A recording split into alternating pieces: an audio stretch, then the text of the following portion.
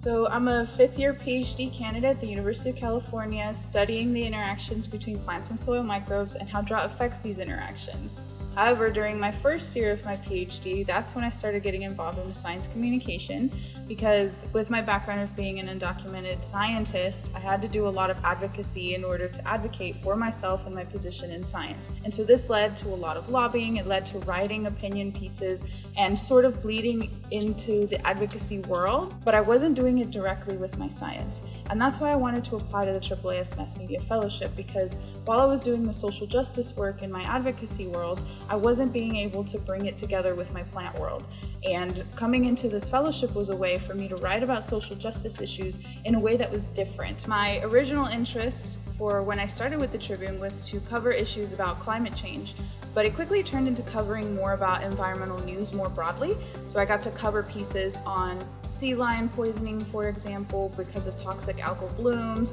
or looking at endangered species along the beach. And so I got to share a lot of different aspects of why this matters, especially in the San Luis Obispo area. But one particular piece that I really was excited about covering was large fires and wildfires, because it's such a threat in California, but especially in San Luis Obispo is an increased threat because of climate change. So I was still able to kind of connect it, but more broadly, I was able to cover environmental news. My favorite story and piece that I worked on was this breaking news piece that I got where it was reported that a hiker fatally stabbed a pregnant rattlesnake. And as someone who doesn't like snakes myself, I found it kind of challenging to write about this. But after talking to a snake expert that did the rescue and talking to the local environmental crew at the park where the hiker